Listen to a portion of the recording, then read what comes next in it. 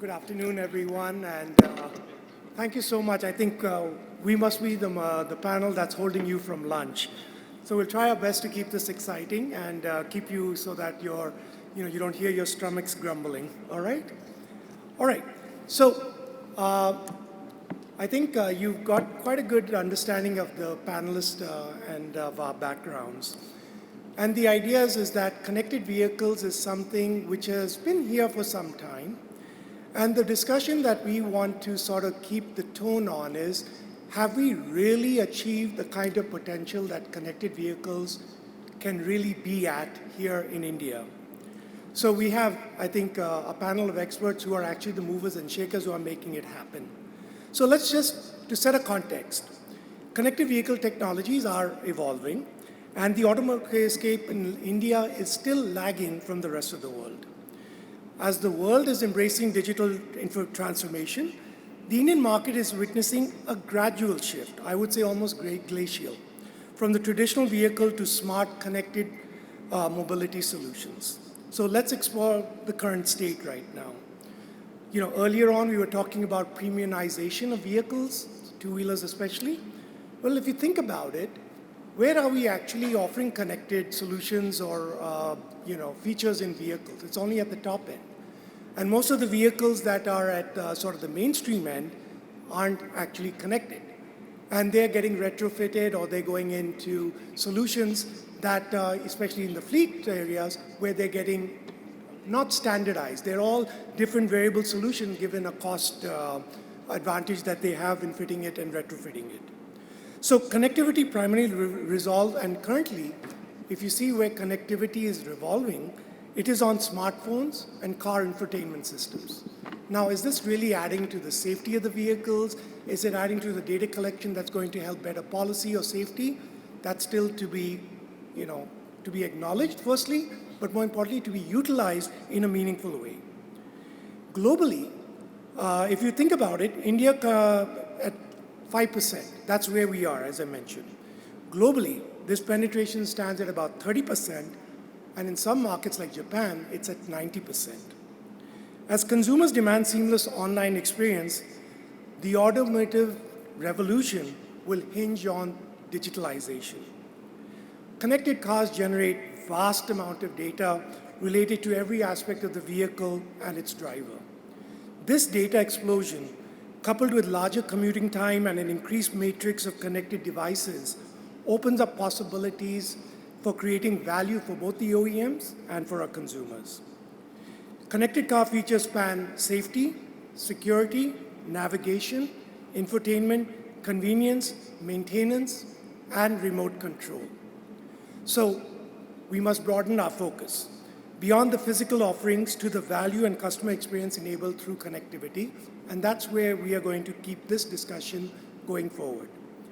What I believe is the road ahead is when we have in India's vehicle journey, which is where V2V and vehicle to infrastructure connectivity is what is going to expand our market further. OEMs must design solutions that align with local geographical trends as well as with market drivers. So I'm pleased now to introduce our panelist over here. First and foremost, and I'd like to get the discussion started with Mr. Pranshu Gupta of Track Intel. Pranshu, you specialize in telematics solutions, right? And can you share with us some of the successes you've had so far? What are sort of the user cases that you're having? Plus, what are some of the opportunities that you want to go for, but are possibly being held back because the infrastructure or the ecosystem isn't keeping pace with you? Would you like to talk about that? And I think that'll get the rest of our groups also in talk. Sure. Hi. Thanks, Vinay. So there's been a bunch of success stories. As a telematics device, from an end user perspective, so we supply to OEMs and the vehicles, the devices get embedded in the vehicle at the factory. And then the end user, when he buys the vehicle, the telematics device is part of the vehicle. Typically, OEMs will include 1 to 3 years of subscription services in the cost of the vehicle. And post that, it is up to the user to renew. Now, during that first initial period of 1 to 3 years, consumers do download the app, register, activate the device. And from a consumer perspective, in addition to location, there's a lot of other information, historical replay of the trips, fuel consumption, tire pressure and whatever else. But from an OEM perspective, OEMs are capturing a lot more data.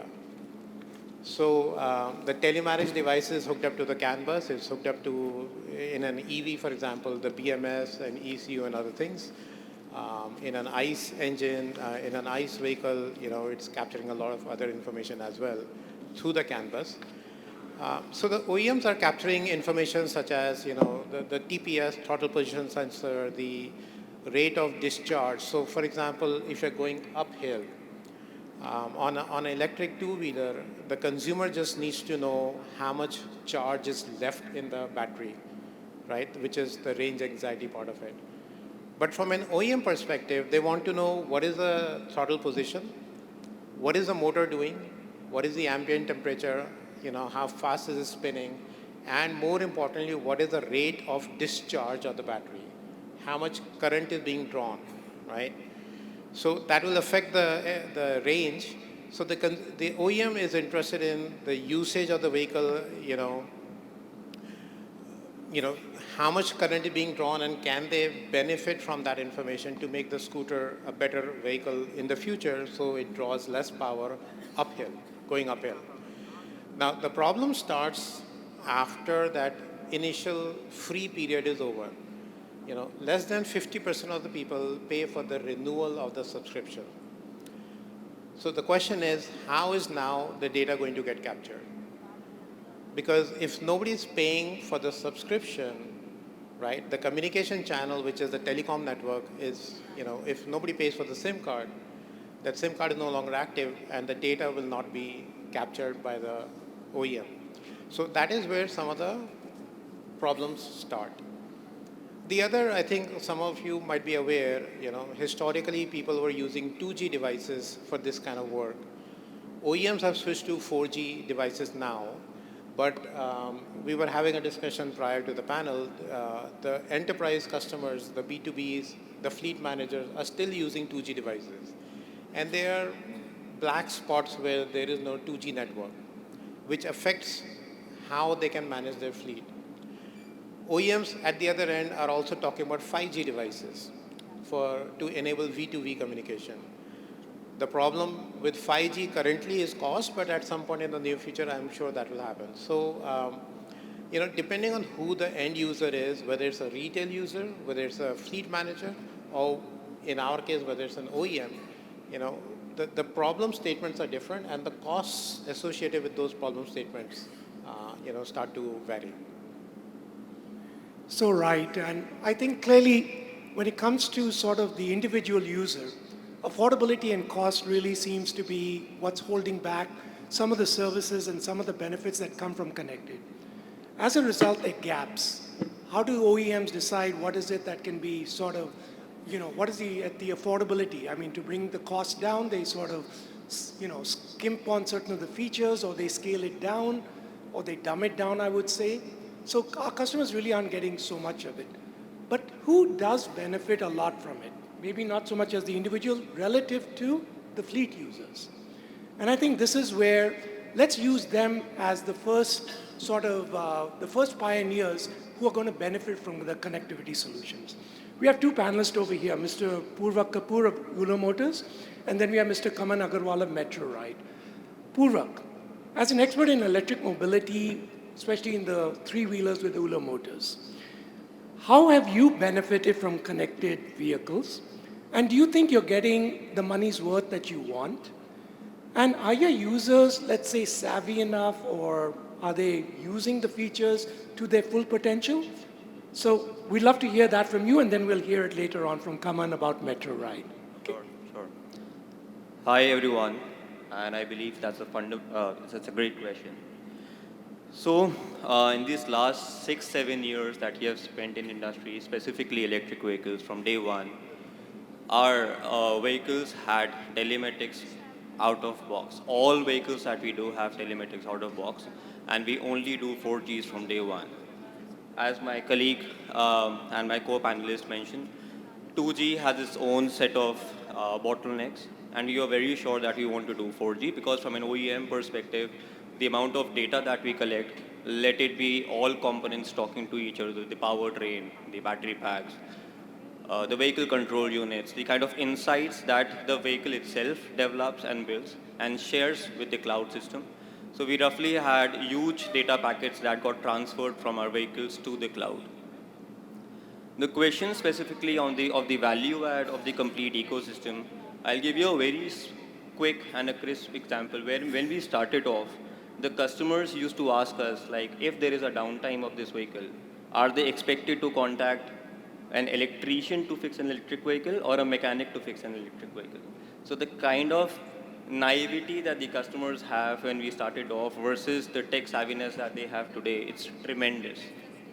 People now understand what we are trying to say. People now understand the value add of the insights that we are kind of showcasing to them.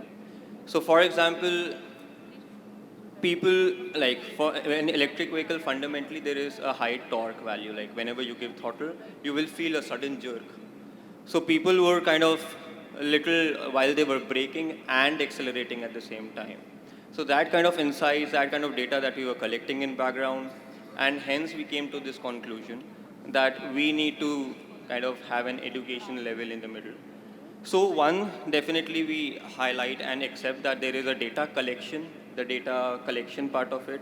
Second is what kind of insights we take out of that data. And third is what we send back to our vehicles is a complete loop of it. Like the OTAs, we talk about over-the-air updates. We talk about the smaller updates, the differential over-the-air updates that we send back to the vehicles is the most important part of it. So the value add and the customization that we can send to specific customers. You talk about fleet managers, like every fleet operators, like a fleet operator in Kashmir will be different than a fleet operator in Kanyakumari, right? So the customization that we can now share with our customers in sitting in Kashmir versus in Kanyakumari versus in North versus in South is kind of tremendous. So that is a clear value add and the kind of moat that we have created with software and the telematics with the kind of partnership that we have had in the past. Please. Okay. And come on. I mean, we've heard somebody who's sort of a dedicated, everything in sort of their logistics is sort of, it's predictable. In your case, Metro Ride, where you want to offer last mile solutions with electric vehicles to commuters who are, from traveling on metro trains, and how do you sort of align this in real time? How are you able to match in such a way that you do this efficiently and productively? Sure. So, let me start with what's the dream here for a fleet operator like us. The dream is that, we can use your cars when you're not using it without you knowing about it, right? You're binging on a Netflix series and your car is earning money for you, right? Without you knowing it. That's the dream, but that's far off. The short-term pain area that we have today is standardization, right? Now, there are so many vehicles, so many disparate systems. Everybody has their own BMS, battery management system. Everybody has their own APIs exposed. And there's so much work for a fleet operator to really collect all of that and make it something that is actionable for a driver or for a operations manager who is sitting in an office, right? For example, one of the issues that our drivers face regularly is range anxiety, right? We see drivers going for a recharge or a battery swap in case of three-wheelers, even when there is 40% battery in the vehicle already, right? We are not able to control that because we are not able to tell the driver when is the right time to go and swap the battery or charge the vehicle, which is completely possible if we can get all that information in the central system. Currently, we are able to do that only for some systems for which we've built that integration.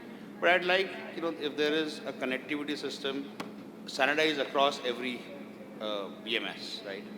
Plus, for fleet operators, as my fellow panel member said, we are the early adopters for this, right? Because the ROI for us is much higher than the ROI for a consumer of an electric car, right? We can actually generate value out of every bit of information that we get from the vehicle, starting from where the vehicle is, locations, real-time locations, to what is the battery health of the vehicle, when does the vehicle have to go for maintenance, and above all, what is the driving pattern of a driver. And on top of that, if we get that information, we can actually standardize and improve the driving behavior of these drivers, which will help the society overall to reduce traffic problems and accidents on the road. So that's where our needs are, to get all that data in a very standardized format and easily accessible from the cloud, right? That's what we are aiming for. All right. So clearly, standardization, the fact that we have vehicles that have at least a common technological platform which they can work from, could result in a lot more sort of utilization as well as a very common ground where everybody can then integrate into both their vehicles and into their solutions. So I think you gave us a very good sort of background to then introduce Dr. Madhusudan Joshi, who is the head of technology and business at ICAT, which is the International Center for Automotive Technology, which is sort of the global institution in our country dedicated to testing, certification, research, and development services for the auto sector. Dr. Joshi, how do you think, given the expertise that ICAT has got in its sort of institution, how can ICAT collaborate with all these industry stakeholders to develop these standardized benchmarks so in the end we have relevant policy, but also safety benchmarks that could get developed by them? They can be focused and they can make things which are very relevant. Thank you very much. It's a very relevant and valid question. Uh, as far as the standardization is concerned, the standardization on intelligent vehicles, whether it is related to autonomous vehicles or ADAS technologies, has already started in India. We have started following the standards that are in making at various forums like European Economic Commission, or it is ISO, IEC. So all these various regulatory forums are already in a process to evolve standards for, which will address safety by making your vehicles more smart or maybe more intelligent, I would say.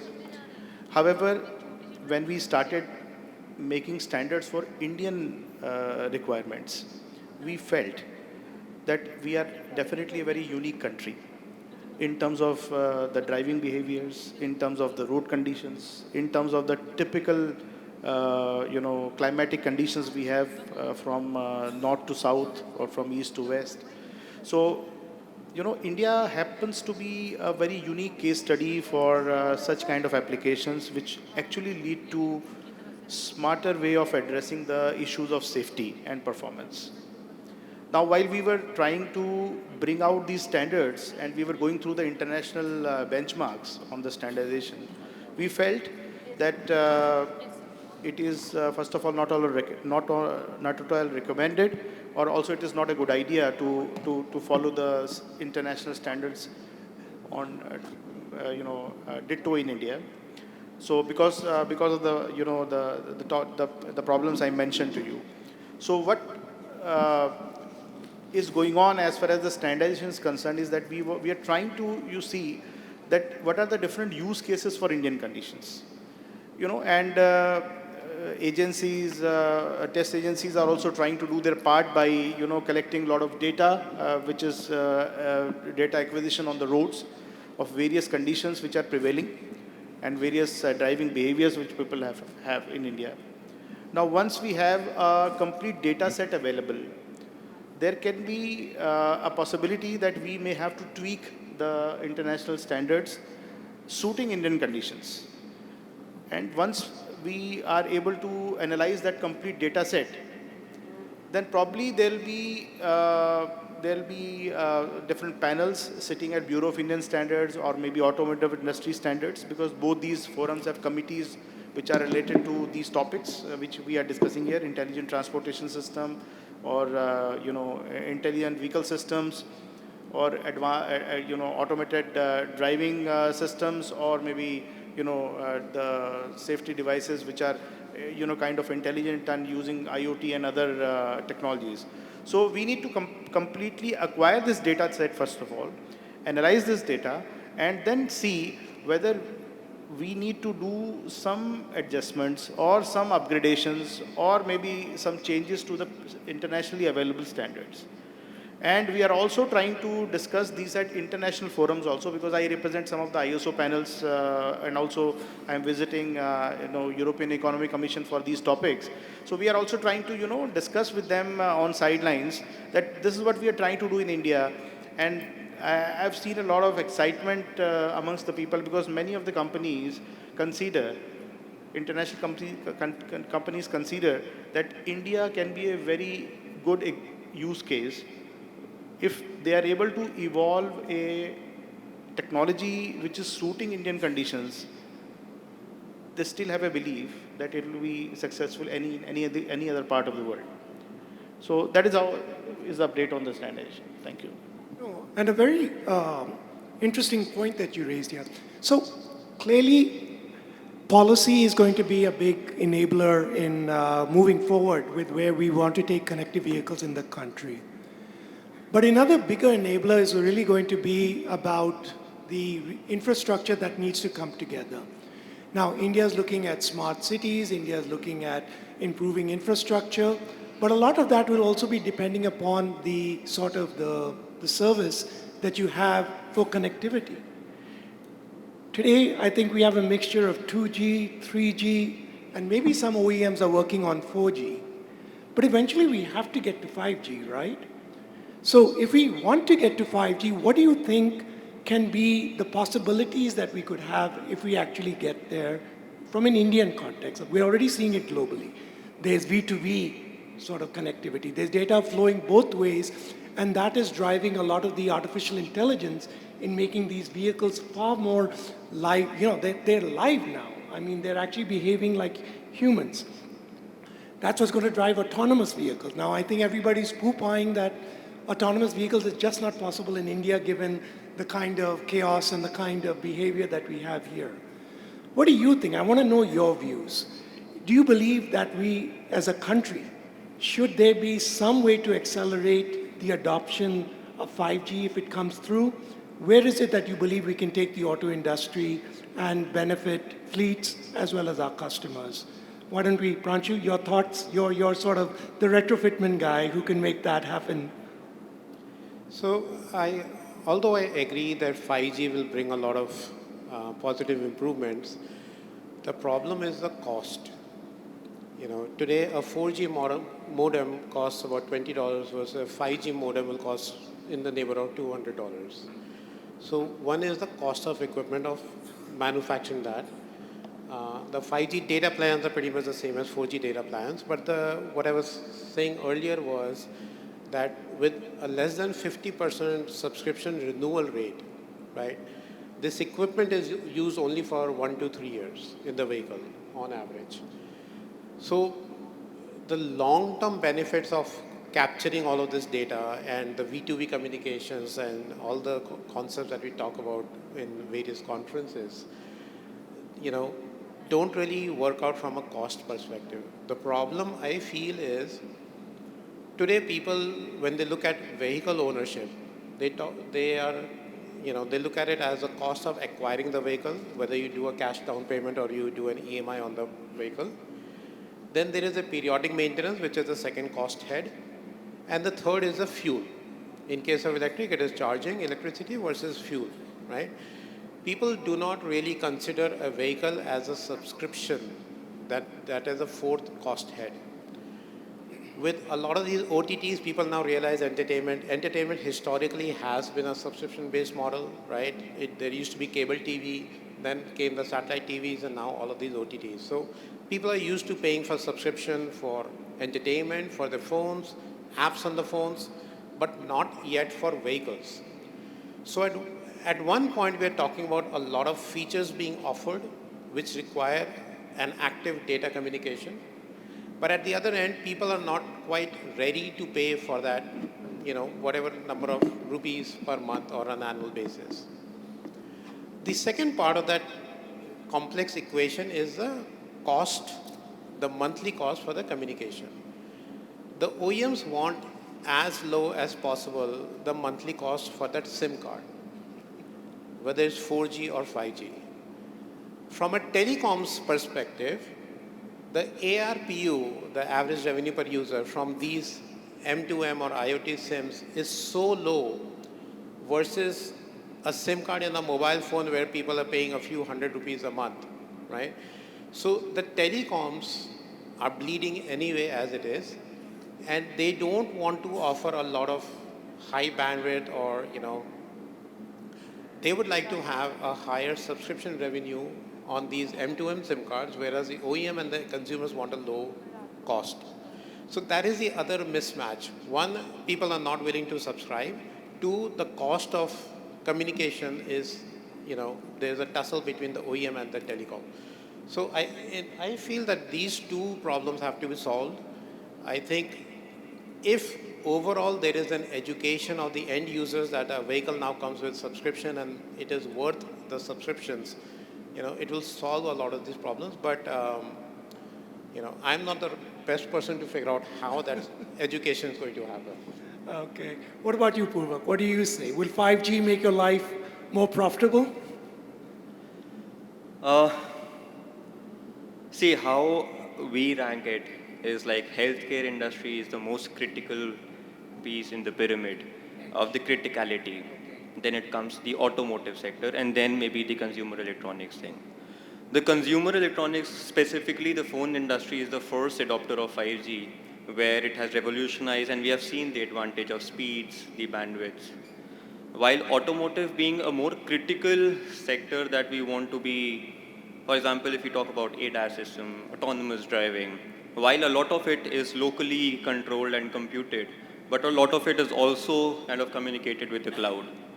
With 4G, 3G, and 2G, we have experienced this firsthand that there are a lot of black gaps in the middle where you do not have network reception at all. In that case, the complete reliance on the vehicle taking decisions to what to happen next is a critical decision matrix that depends on the vehicle.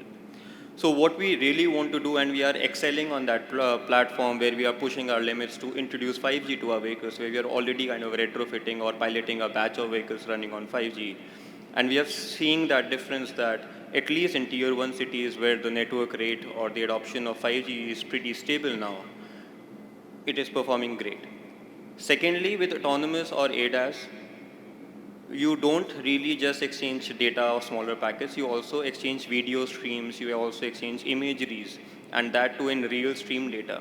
In that case, it fails to happen over a 3G or a 2G. We don't talk about 3G, 2G anymore. We only talk the bare minimum for us to operate is 4G because of the imageries that we have to share in real time. Plus, you also need to have an encrypted channel to have a data protection and a privacy layer in the middle. Hence, 5G is making a lot of sense, but as my co-panelists rightly mentioned, commercial viability is another aspect to it, like if we have to go live with it. In that case, the commercial viability is a big question mark that we need to solve before we go live. Okay. And what about you, Kaman? You think you can get better real-time adjustments in your control center for making your customer a lot more, giving them better solutions? So first of all, addressing the cost part of it. For a fleet manager or a fleet management company like us, the cost is not a big problem, right? Because the ROI is much higher. The return is there. Right? So that's one.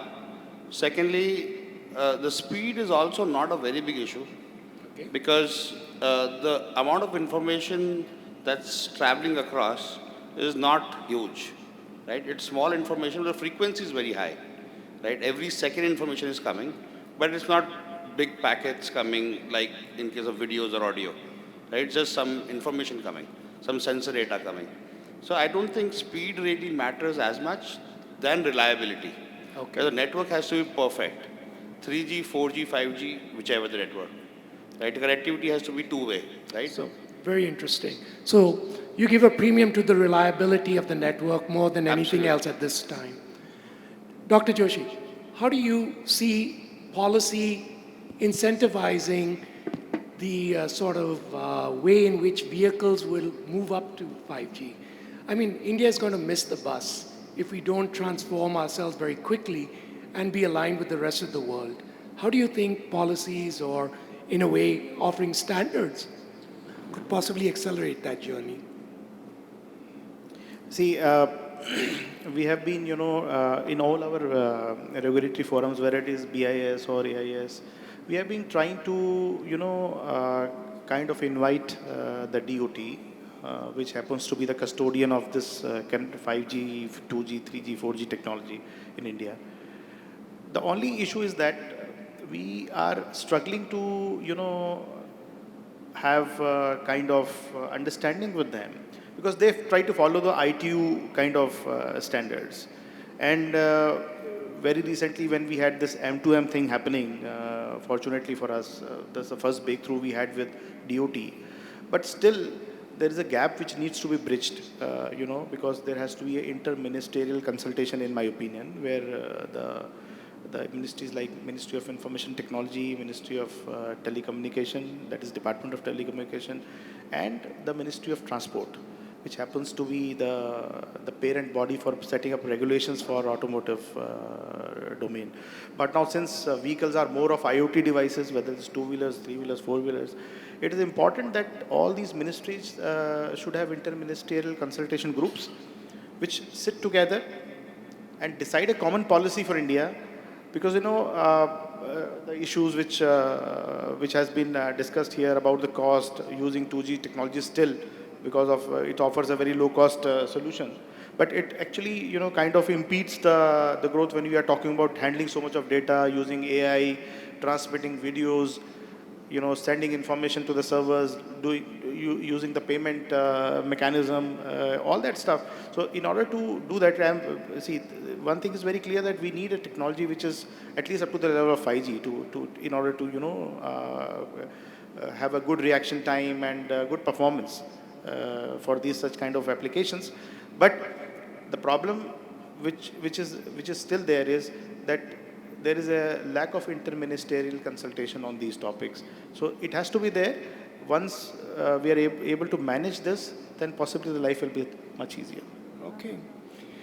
All right. I think I've asked quite a bit of questions. And now I'm sure there must be a lot from the audience. We have another 10 minutes in this session.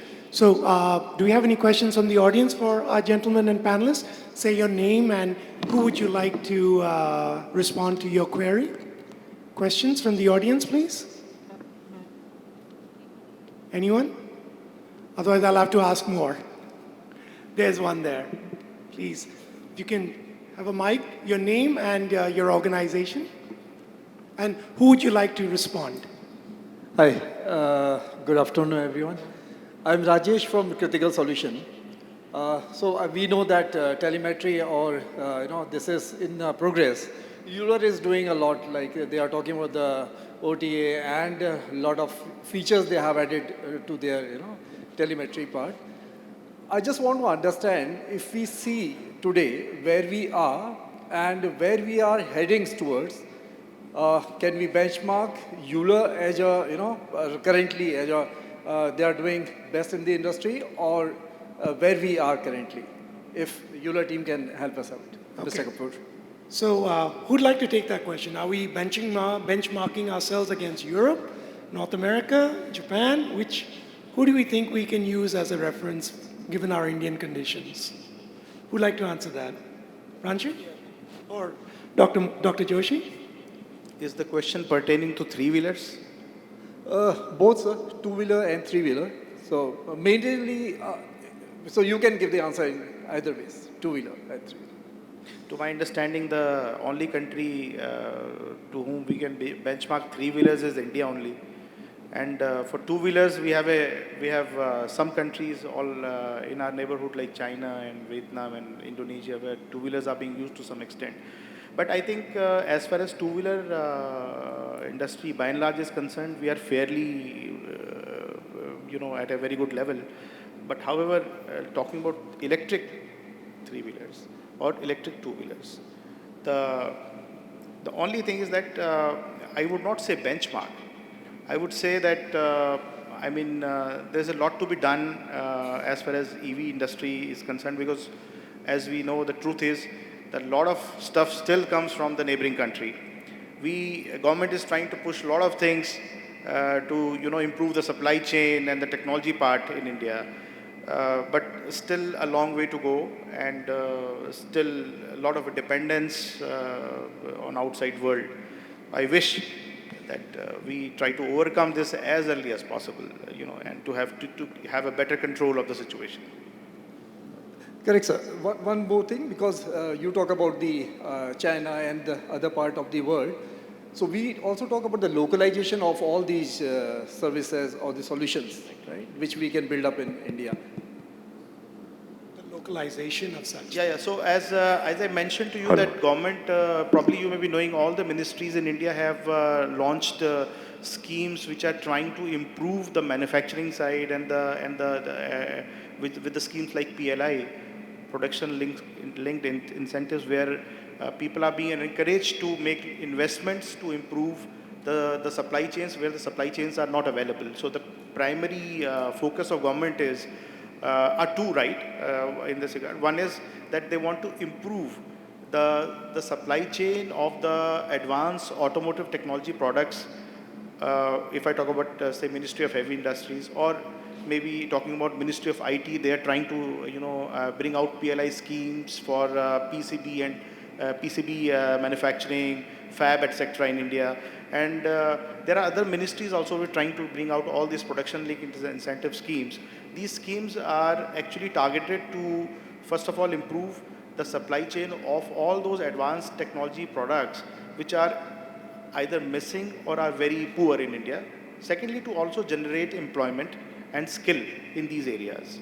So government is trying to do its bit, but I think once these boosters will go, then also the industry will strive to improve the situation. Thank you. Thank you, sir. I think we have time for one more question. Anyone? Can I come in, sir? Yeah. Yes. Yeah. Good afternoon. My name is Vivek Thaban. I'm from Omega CK Mobility. So my question, to all the panelists is, by bringing in vehicle embedded systems, so is autonomous or a driverless three-wheeler vehicle is a reality in India? Can we start working on that? So I'm talking about, bringing those kind of technology. Are we working towards bringing in autonomous three-wheelers? Who would like to take that? I think the question that we asked, that is India ever going to get into autonomous, given the kind of developments we're seeing so far? Are we on track for that? Can we ever see it? Well, great question, sir. I would like to think about that question. It's a multifold question. One is the infrastructure preparedness of India to take those kind of vehicles. While I see Dr. Joshi and his team doing great work on creating the framework of what to test and how to test it. Specifically, infrastructure from the road perspective, infrastructure from camera and imagery's perspective is something that needs to be addressed and questioned. From an OEE perspective, like what we can do, what we can build, we have already, I think India is already in line with that drive-by-wire has already been there in industry for last 5-6 years that I remember of. Almost all vehicles understand how to do it. It is just a matter of fact of how well you test and validate on the Indian conditions to bring that system out. Along with it, the embedded side of it, let that be the compute, the local compute that can take the right decisions. Because there are also, like for example, when you talk about autonomous driving, there are multiple levels to it, right? There are level 5, level 6, starting from level 0 going up to level 5 and level 6. We have seen US countries kind of running on levels 5 and 6 with Teslas and the other carriers doing it. For us, we need to address the first part of it, which is definitely the infrastructure. That is a big question mark. But along with it, we have seen few prototypes and R&D vehicles kind of piloting, doing that within our premise as well. So we are eyeing that once there is enough government support to it, we'll definitely want to do it. We are aggressive. Almost all OEAs are aggressive to do it. It's just a matter of factor of time. Excellent. All right. Yes, please, Dr. Joshi. So the question, thank you for this question, and I would like to answer it this way. I'm a very big optimist as far as India is concerned. The answer to the question may be yes, but first of all, we should ask a question to ourselves, what kind of autonomy we need for the vehicles? The autonomy required by Europeans or maybe Americans may be very different from the autonomy required by India, first of all. We have so many people. First of all, we should ask why we need this autonomy. We want to completely remove the drivers or not. We have so many people here and a very economical manpower available as far as drivers are concerned. So we should decide, first of all, as a country, what kind of autonomy we need. Because there are steps, as you may know, there are 6 levels of, levels of autonomy as far as completely autonomous vehicles are concerned. So whether we need level 1 for India, 2 for India, 3 for India, that needs to be decided.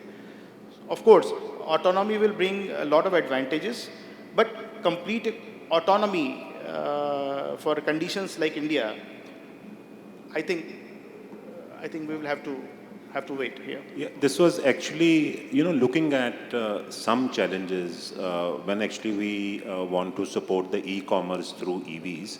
So we have seen, a lot of drivers not coming forward, taking that challenge of making so many deliveries in a day and, working in multiple shifts. So as you rightly said, maybe, not, to be applied across the country, but maybe where certain cities or use cases have some challenges. Yeah. Yeah. And you're right. I mean, there's going to be a lot of moving parts that have to come together to be able to make that perfect sort of scenario where such vehicles could be possible. So the right approach is to start with some advisory things. Correct. Rather than directly giving control to the driver. Maybe eventually, maybe after the systems are foolproof and we have 5G technology in place, then possibly we can think of higher level of autonomy. Thank you. Very good. No, thank you so much, everyone. I think this is a very interactive discussion, and I appreciate everybody's participation. Clearly, India is at the forefront of connectivity. My suggestion to all our movers and shakers on this panel is that don't just look at India for your development. There's a huge opportunity for you to also contribute to the world's development on this particular thing. While India may sort of need time before it gets in sync with a lot of its infrastructure and other things, your talent, your ability to provide solutions can go a long way in synchronizing with the world. So do look ahead. I think everybody's looking at India as an opportunity for this development. And I think we can definitely add our bit to the rest of the world and take those practices eventually when the readiness of the other stakeholders and other participants in this country is ready. So stay ahead, please. And I think in this dynamic landscape, we can play a pivotal role. So let's remain at the forefront of this transformative journey in connected vehicles. Thank you, everyone. Appreciate your time and sharing your thoughts with us. Thank you.